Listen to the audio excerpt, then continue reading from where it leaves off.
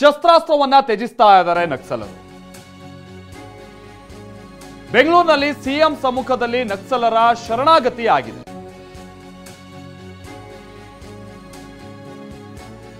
6 ಮಂದಿ ನಕ್ಸಲರು, ನಮ್ಮ ರಾಜ್ಯದವ್ರು 4, ಹೊರ ರಾಜ್ಯದವ್ರು 2. ಈಗ ಬೆಂಗಳೂರಿಗೆ ಅವರು ಬರ್ತಾ ಇದ್ದಾರೆ. ಬಿಗಿ ಪೊಲೀಸ್ ಭದ್ರತೆಯಲ್ಲಿ ಪೊಲೀಸರು ಈ ನಕ್ಸಲರನ್ನ ಕರ್ಕೊಂಡ್ ಬರ್ತಾ ಇದ್ದಾರೆ. ಚನ್ನರಾಯಪಟ್ಟಣ, ಹಿರಿಸಾವೆ ಮುಖೇನವಾಗಿ ಬೆಂಗಳೂರು ಪ್ರಯಾಣ ಮಾಡ್ತಾ ಇದ್ದಾರೆ, ಹಾಸನ್ ರೂಟ್ ಮುಖೇನ. ಕೆಲವೇ ಕ್ಷಣಗಳಲ್ಲಿ ಗೃಹ ಕಚೇರಿ ಕೃಷ್ಣಾವನ್ನ ನಕ್ಸಲರು ತಲುಪೋರಿದ್ದಾರೆ, ಶರಣಾಗತಿ ಆಗ್ತಾ ಇದ್ದಾರೆ. ಇವತ್ತು ಚಿಕ್ಕಮಗಳೂರಿನಿಂದ ನಕ್ಸಲರ ಕುಟುಂಬಸ್ಥರು ಕೂಡ ಬರ್ತಾ ಇದ್ದಾರೆ. ಕುಟುಂಬಸ್ಥರು, ನಕ್ಸಲರು ಇವರೆಲ್ಲ ಮುಖ್ಯಮಂತ್ರಿಗಳ ಸಮ್ಮುಖದಲ್ಲಿ, ಅಂದ್ರೆ ಕುಟುಂಬಸ್ಥರು ಹಾಗೆ ಮುಖ್ಯಮಂತ್ರಿಗಳ ಸಮ್ಮುಖದಲ್ಲಿ ನಕ್ಸಲರು ಇವತ್ತು ಶಸ್ತ್ರಾಸ್ತ್ರವನ್ನ ತ್ಯಜಿಸುವಂತ ಒಂದು ಒಪ್ಪಂದಕ್ಕೆ ಬರ್ತಾ ಇದ್ದಾರೆ.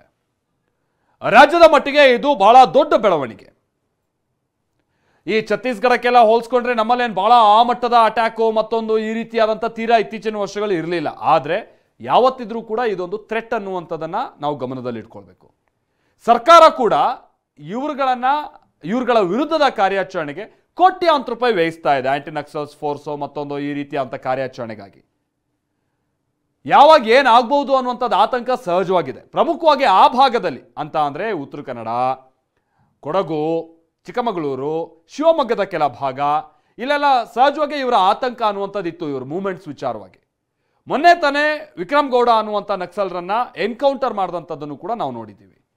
ವಿಷಯ ಹೀಗಿರಬೇಕಾದಂಥ ಸಂದರ್ಭದಲ್ಲಿ ಇವತ್ತು ಬಹುತೇಕ ನಕ್ಸಲರ ಒಂದು ಕೊನೆ ಸಾಲು ಅಂತಾನೆ ಇದನ್ನ ವಿಶ್ಲೇಷಿಸಲಾಗ್ತಾ ಇದೆ.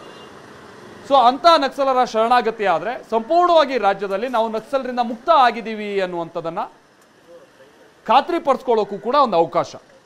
ಹಾಗಾಗಿ ಅದಕ್ಕೆ ಮುನ್ನುಡಿ ಬರೆಯುವಂಥ ಕಾರ್ಯ ಸದ್ಯ ಆಗ್ತಾ ಇದೆ.